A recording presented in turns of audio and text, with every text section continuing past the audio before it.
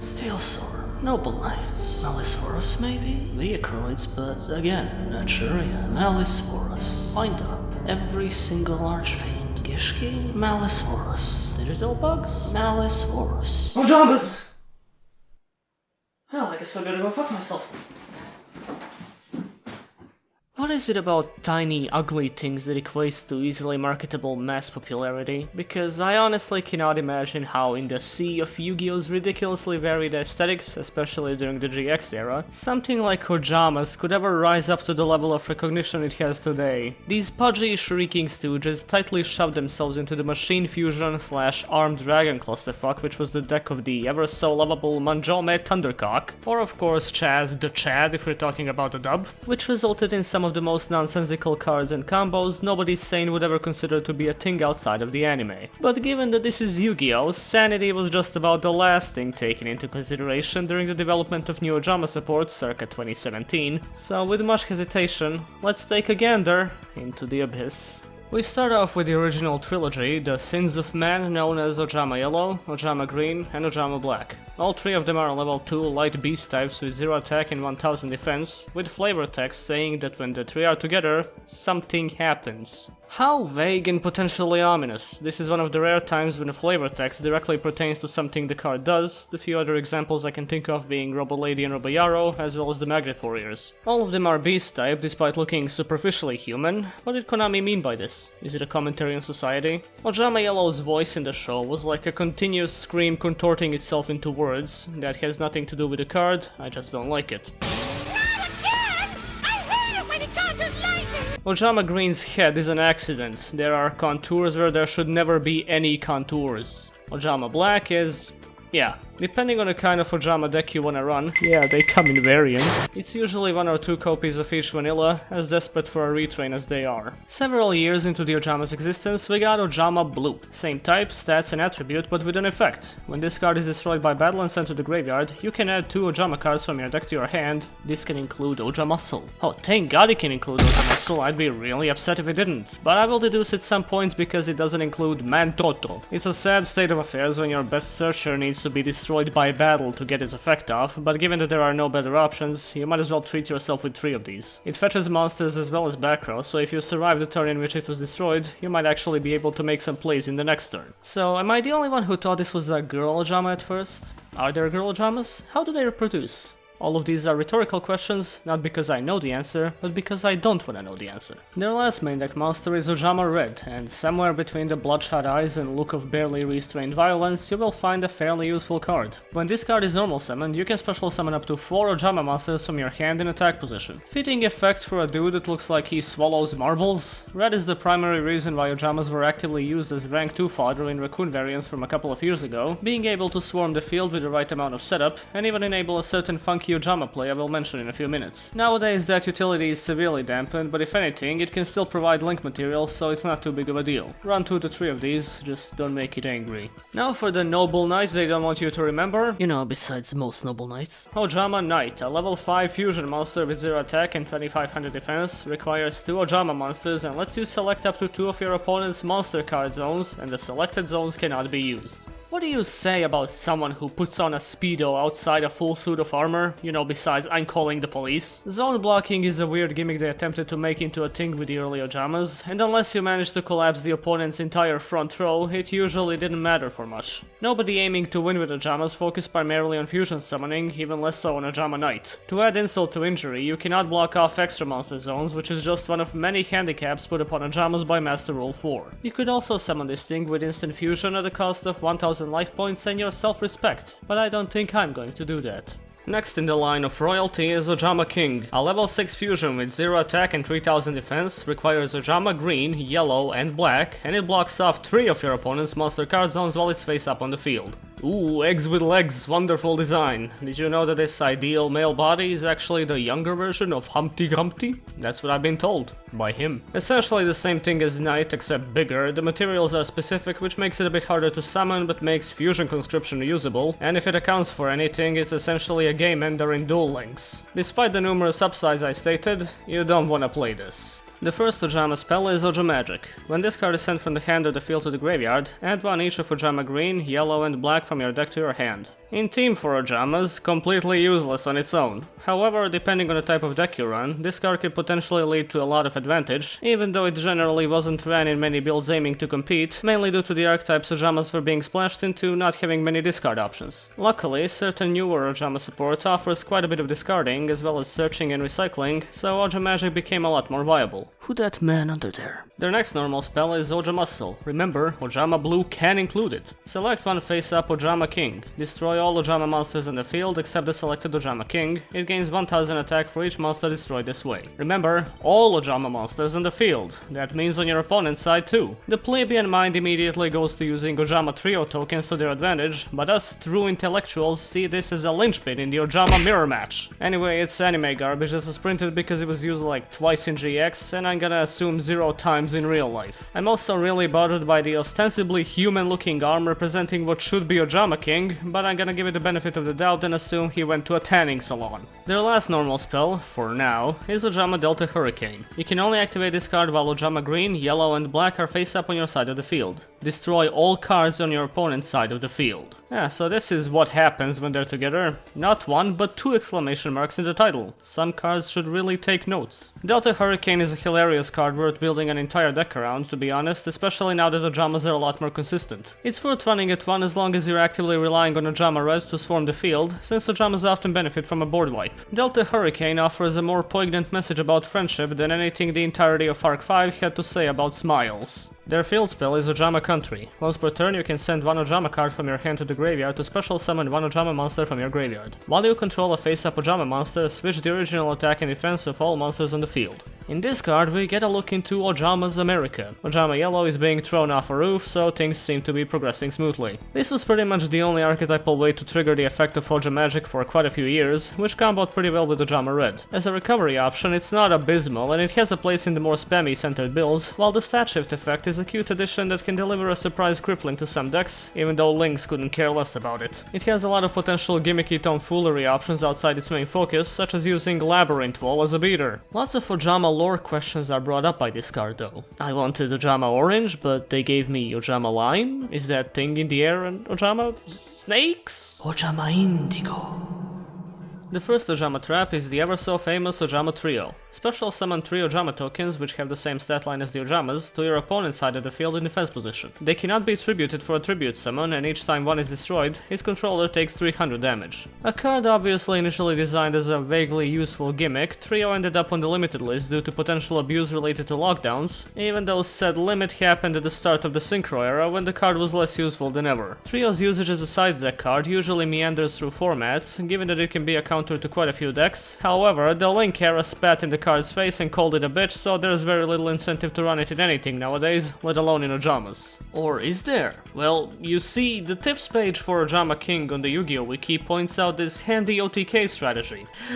Use Ojama Trio, then summon all 5 Ojama cards to the field and fuse Ojama Yellow, Green, and Black into Ojama King. By the way, you need to use polymerization. Then use Unstable Evolution to make the original attack of Ojama King 2400, and then use Ojama Muscle to destroy Ojama Red and Ojama Blue along with the Ojama tokens. This makes the attack of King 7400, and then equip Megamorph to Ojama King to double its attack to 14,800. That's a 10 card OTK, how's it not tearing up nationals?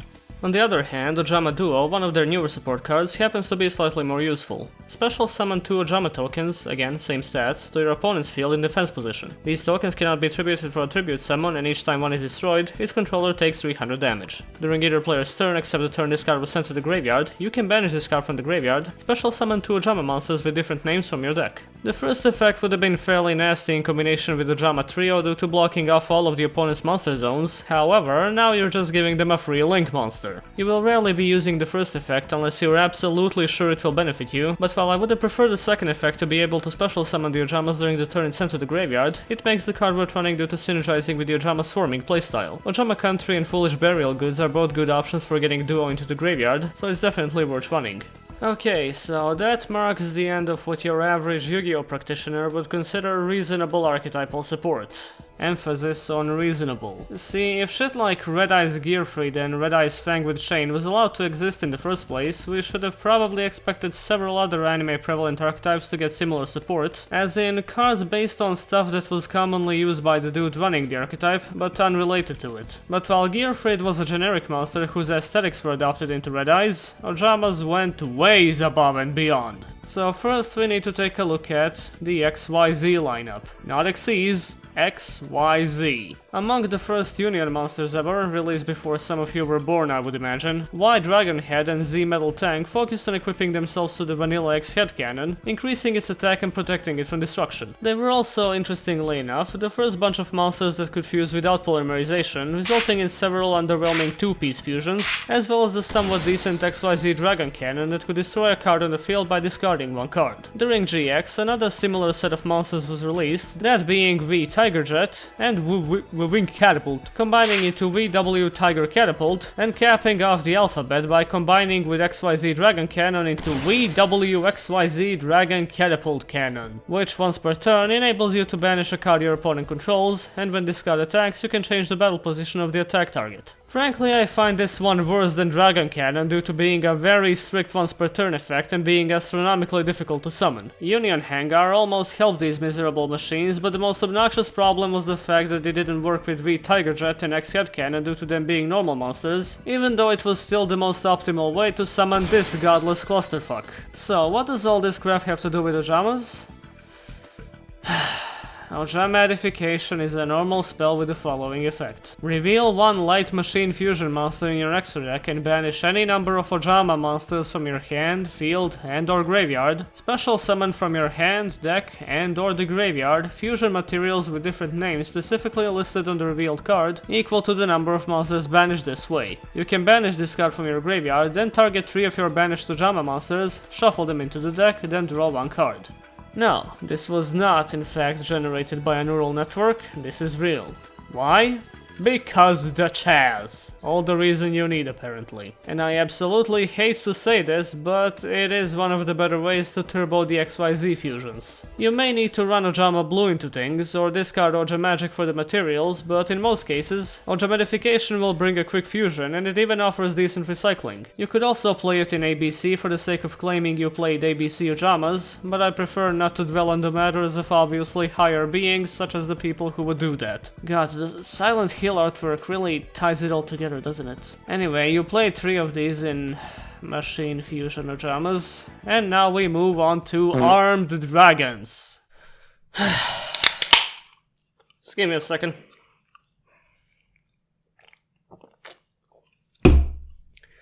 Armed Dragons are a series of LV monsters, which you would assume stands for level, but for all we care it might as well be Legendary Vagina. They start off with a pathetic Armed Dragon level 3, which you can then send to the graveyard during your standby phase to special summon Armed Dragon level 5 from your hand or deck. He's a bit bigger and allows you to discard one monster to destroy one monster your opponent controls with less attack than the discarded monster, and during the end phase if you destroy the monster by battle this turn, you can send it to the graveyard to special summon one Armed Dragon level 7 from your hand or deck, which is a rather large fella that can only be special summoned by level 5's effect and lets you discard one monster to destroy all monsters your opponent controls with less attack than that monster. There are also Armed Dragon level 10 and Dark Armed Dragon, but they are pretty much spin-offs of the main line and aren't relevant in this discussion. But what is relevant, given that we're talking about Ojama support after all?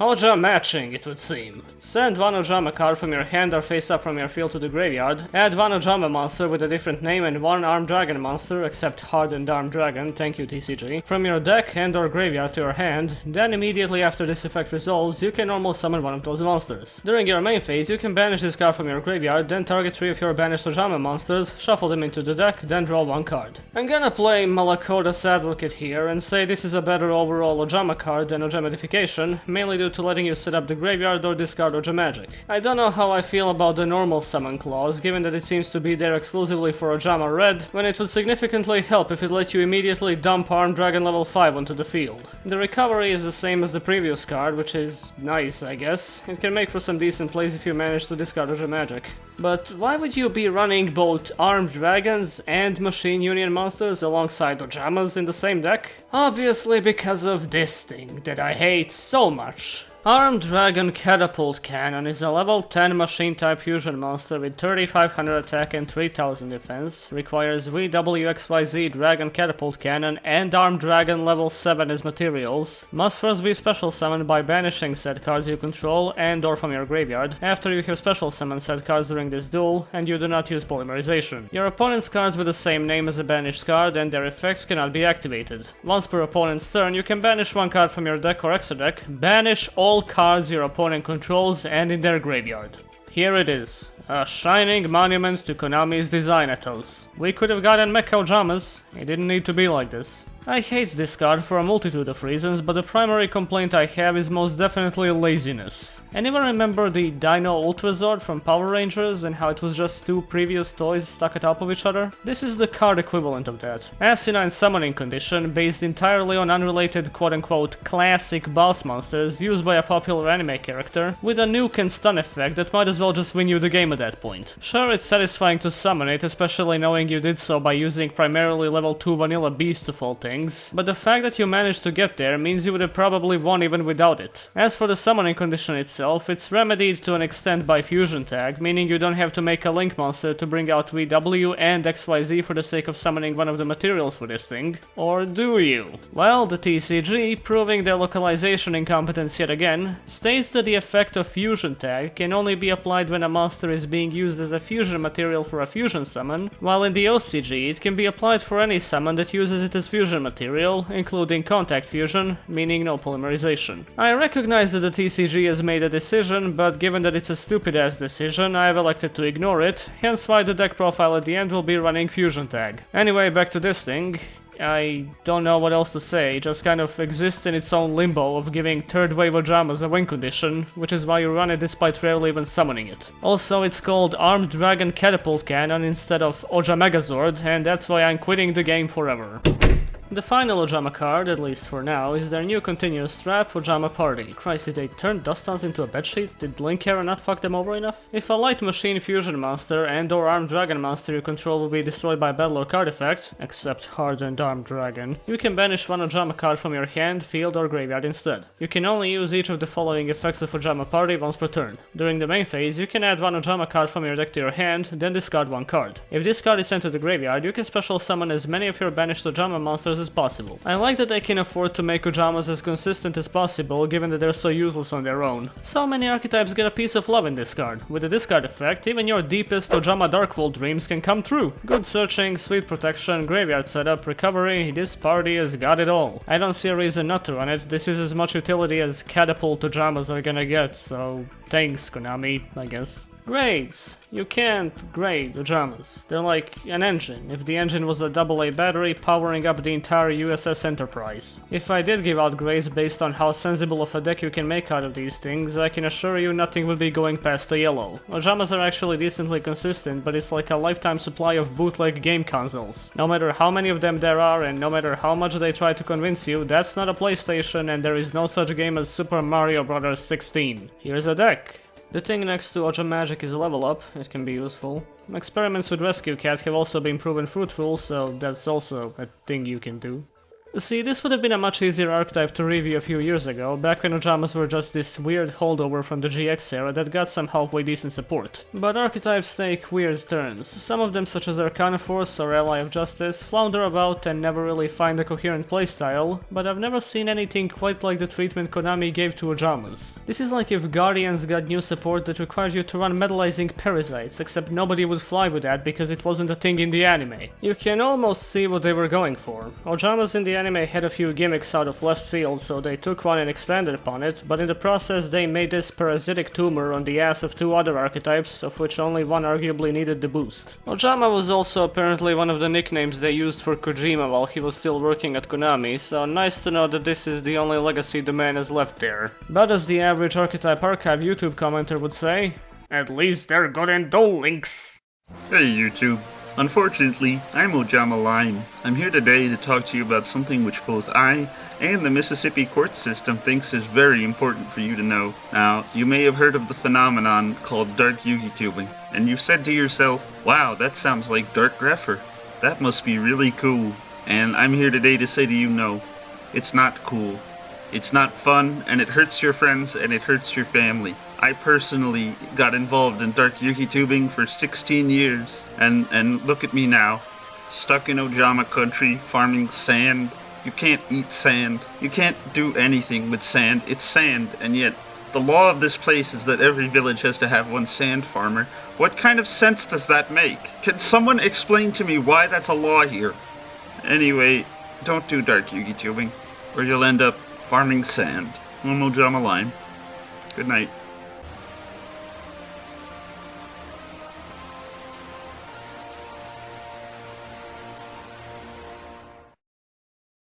Hi, thanks for sitting through this episode of Archetype Archive. I think I may be holding off that Duelist of the Roses playthrough as a 50k sub special, we'll see. Anyway, donate to Patreon if you want to request an Archetype preview, subscribe if you feel like it, and I'll see you next time, as always.